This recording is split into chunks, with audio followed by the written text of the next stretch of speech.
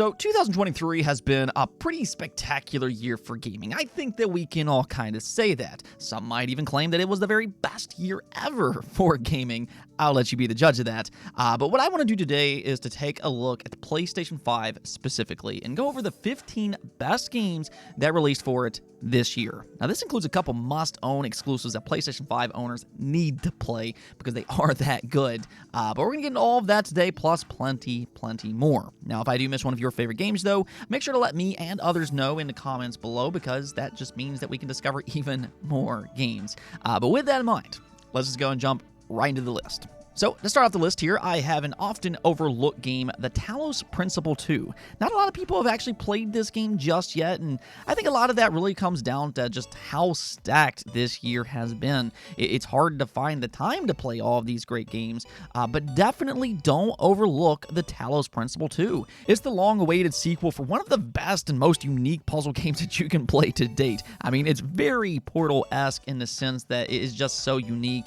but its story is more philosophical. In the first game, it begged the question, what is it to be an individual? Whereas the sequel is more about being a part of a society. It's honestly fascinating, and if you like puzzle games, even in the slightest, you need to put this game on your radar. Next up here, I have Cyberpunk Phantom Liberty. I mean, the turnaround for this game is quite amazing when you think about it, but technically, no, this is not a brand new game, and that's why I don't have it higher on the list, but I do understand that a lot of people put Cyberpunk to the side when initially launched just because of all of its bugs and issues. Well, I'm happy to say that now is the time to jump back into the world of Night City. Not only have they fixed Cyberpunk, but its new expansion, Phantom Liberty, adds a ton of new content, including an additional story, a new location to explore, new gameplay ideas, plus plenty more. So even if you've already played and finished Cyberpunk, this is still a great reason to return, and well, if you've been holding off, it's an even better reason to play. All things considered, I'd say that Cyberpunk and its new expansion is one of the best open world games that you can play right now on the PlayStation 5. Now, speaking of open world games, though, Hogwarts Legacy bursted onto the scenes this year, and for good reason. If you're somebody who grew up on a Harry Potter franchise, like so many of us have, then Hogwarts Legacy is a dream game come true. In Hogwarts Legacy, you are now the student, and you can live in that world that you've been reading about or watching for years and years, and you can explore the world of Hogwarts. That means you yourself goes to class learning how to be a witch or wizard. You can go to Hogsmeade and see all of the imaginative shops that it has to offer, or even beyond that, you can explore an entire world. There's just so much to explore in this game, and then, much like the movies and books, its entire world is filled with a ton of secrets, and I think that that's really where this game is so great. If you're the type of person that likes to explore open worlds, and if you like the Harry Potter universe, there's a good chance that you're really going to enjoy Hogwarts Legacy. Now, with that said, I don't think that this game is perfect. I was not a huge fan of its story and player choices. Maybe you might feel different, but I think the main story is just okay, and it feels like your choices are more for show than actual impact. All in all, though, I still think that this is a good game and a great start for more legitimate Harry Potter games in the future. Now, that's not the only popular licensed game that released this year, though, because we also got Star Wars Jedi Survivor, and as expected from Respawn Entertainment, this was another excellent outing from them. Jedi Survivor follows Jedi Fallen, and, these games are arguably the best single-player Star Wars experiences that you can play, and that's both in terms of its story and with its gameplay. It does take some notes from the Soulsborne games with its combat, but it mixes in that fluid movement that Respawn is just so well known for with games like Titanfall and Apex Legends. The only thing is, though, is that when Jedi Survivor first released, it did have some major technical issues, and that did put off some people out there. But the good news here is that all that has now been fixed. It's since been updated to give players a buttery smooth 60 frames per second, just as we originally hoped for. So if those issues did originally keep you from playing it, now is the perfect time to jump back in. Now, okay, so I'm going to go ahead and combine two different games for this spot, being Sea of Stars and Octopath Traveler 2.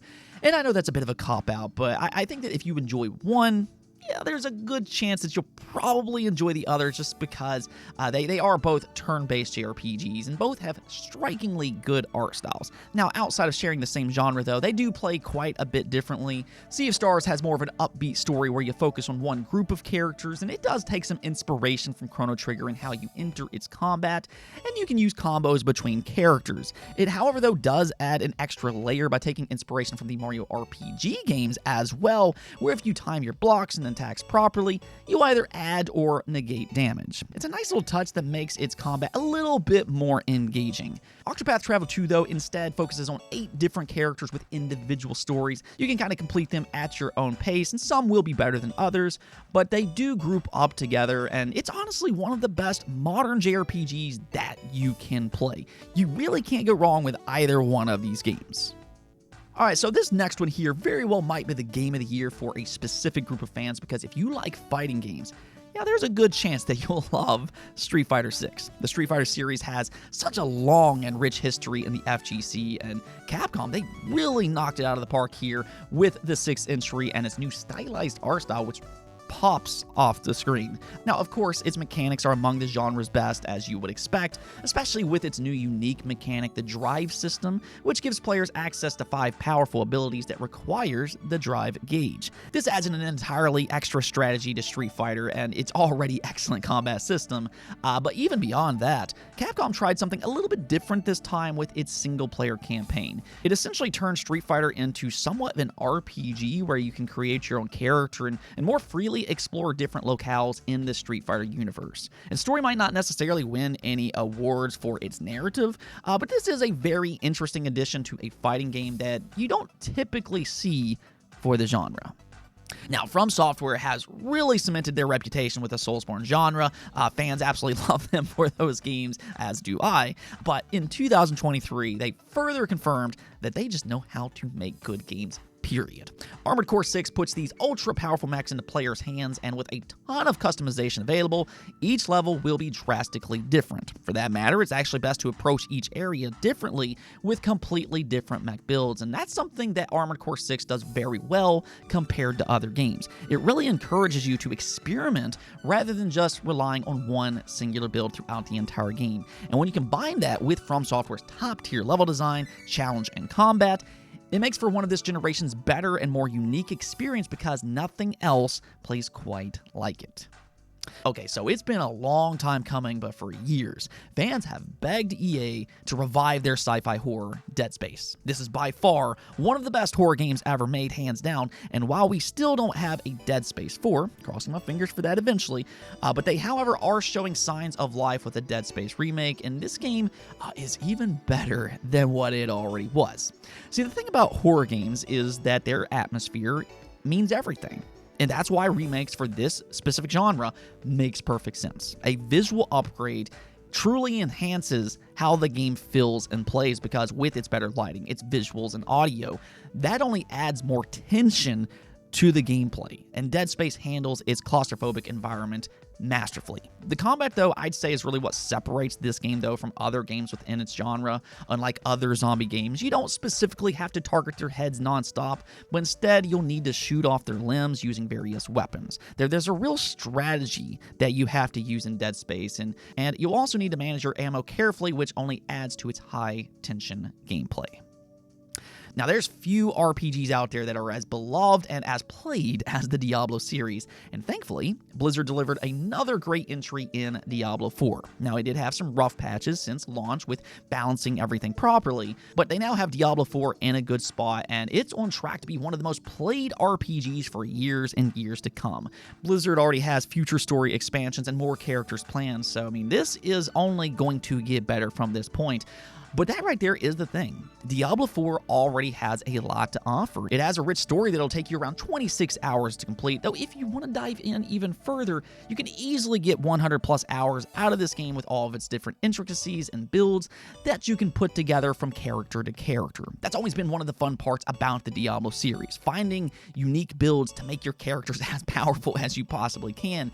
And there's some creative ways to do this. As an added bonus as well, Diablo 4 is one of the better cooperative games on the market that you can play. Now, one of the biggest surprises this year is Lies of P. Now, I mean, we've gotten a lot of Souls games over the years, but Lies of P, this is the best attempt that we've seen yet from a company that's not From Software. It is truly a great game that was heavily inspired by another game PlayStation fans might know very well, being none other than Bloodborne. A PlayStation, maybe we should get that 60 FPS patch, just gonna throw that out there. But you can really see the inspiration from Lies of P in how the world was designed and the combat itself. But it still puts its own spin on things. This is not just some carbon copy and nothing else. It does have some new ideas, such as its special abilities. You can also gain more health potions by attacking your enemies, which is a nice way to encourage a more offensive approach. And it actually takes place in the world of Pinocchio. You might recognize certain popular characters from the Pinocchio universe, but this is a much darker world with puppets that turn into crazy killers. Seriously, though, the atmosphere is pretty incredible in Lies of P, and it is secretly one of the best games that's released in 2023. Do not sleep on this game. Now, Capcom has been killing it in recent years with the Resident Evil franchise, but I think this time they had a tough task ahead of them this year with the Resident Evil 4 remake. I mean, this is one of the most beloved games ever made, so they needed to be about perfect with this release, and somehow Capcom managed to pull it off. Not only did Resident Evil 4 meet its lofty expectations, but Capcom surpassed them with flying colors. The remake offers a huge upgrade to its visuals, and it also made various improvements, most importantly, with its modernized controls, which makes for better and more fluid gameplay. One thing that they did, though, that is very notable is that they attempted to fix one of Resident Evil's biggest complaints, that it's just not scary enough. Resident Evil 4 is much more action-driven than the first three games, but in the remake, however, they made it a point to make it feel a little bit more intense. Now, I'm not going to say that this is some super scary game or something like that, because it's not, but it does offer a more ominous atmosphere, if anything else. I think that that does make for a better overall game, but honestly, I think that this is one of the best remakes that we've ever seen. And whether it's your first experience with Resident Evil 4 or if you're returning, the remake is worth it in both situations. I firmly believe that this is a must-play game as long as you can handle a spooky environment. Okay, so I can actually see this one being a lot of people's game of the year, just depending on if this is your style of game. And of course, I'm talking about Baldur's Gate 3. Now, this is much more of a PC-centric RPG with the D&D format, but if you give it a shot, I mean, you might be really surprised because it is viewed as one of the greatest RPGs ever made. Its turn-based combat is absolutely excellent. It's got an expansive world. It's got memorable characters and alluring story. Its visuals look great. And hey, if you like the option to have relationships in games, well, let's just say that they got plenty of that as well.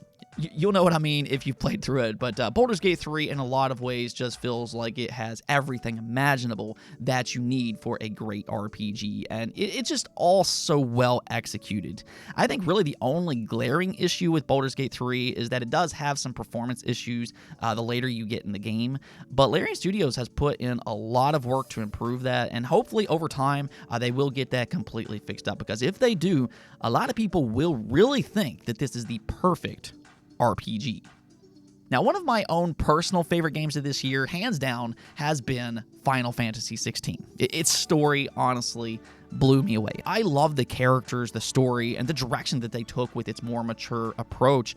And by the end of its gripping narrative, I was scouring the internet to know more. We really need a good DLC out of this game. I kind of hope that they continue its story, but the thing about Final Fantasy 16 is that it is a full-on action game now that more resembles, let's say, Devil May Cry than the classic turn-based combat that Final Fantasy is so well known for.